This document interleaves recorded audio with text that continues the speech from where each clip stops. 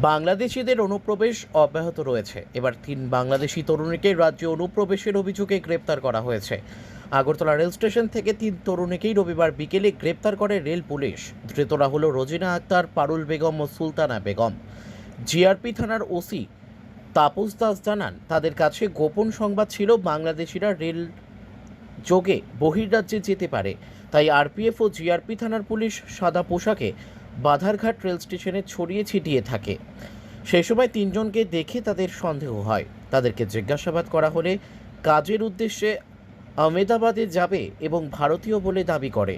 সেই সময় পুলিশ তাদের বৈধ কাগজপত্র চাইতে গেলে তারা কিছুই দেখাতে পারেননি। পরিশেষে স্বীকার করেন এরা বাংলাদেশি।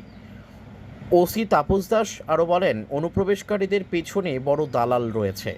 পুলিশ দালালকে খুঁজে পেতে তদন্ত চালিয়েছে। এটা গতকালকে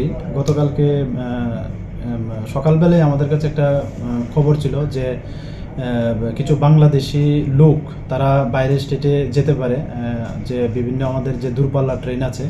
তো সেই সুবাদে আমরা জিআরপিএফ থানা এবং আরপিএফ থানা মিলে আমরা পুরো আমাদের যে স্টেশনের যে করিডোর আছে আমরা সাদা পোশাকে এবং কিছু ড্রেসে আমরা ছড়িয়ে ছিটিয়ে মানে অ্যাম্বুশের মতো থাকি।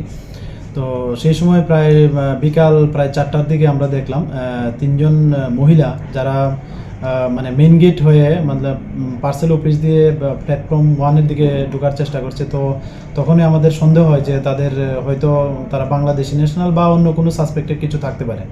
তারপর সেই সুবাদে আমরা তাদের জিজ্ঞাসাবাদ করি এবং জিজ্ঞাসাবাদে প্রথমত তারা বলেছিল যে তারা ইন্ডিয়ান নাগরিক এবং তারা যে 5টা কুড়িতে যে একটা ট্রেন আছে স্পেশাল ট্রেন, ওটাতে করে তারা আহমেদাবাদে যাবে। কিন্তু বললাম যে তাদের আই কার্ড বা ওই সব কিছু দেখাতে, কিন্তু তারা দেখাতে ব্যর্থ হয় এবং তারা স্বীকার করে যে তারা বাংলাদেশি ন্যাশনাল, তারা বাংলাদেশ থেকে এসেছে এবং অবৈধভাবেই তারা ওই আহমেদাবাদে যেতে চেয়েছিল। এবং তাদেরকে যথারীতি আমরা অ্যারেস্ট করি এবং এই পারপাসে আমরা একটা আমাদের জিআরপি থানাতে একটা মামলা নেই এবং আজকে তাদের মহামান্য আদালতে পাঠানো হবে। কোন জায়গায় যে মানে ভারতে এসছে সেই বিষয়ে জানা গেছে? সেই বিষয়ে তো তারা এখনো ঠিক সঠিকভাবে বলতে পারছে না, বলছে এটা হলো তাদের ভাষা। তো আমরা ওই বিষয়টা বিশেষভাবে আমরা দেখছি যে তারা কোন দিক থেকে আসছে বা এবং ওটার সঙ্গে আরও কে কে যুক্ত আছে আমরা এটা দেখছি। এটা bureau report, news tele Bharat.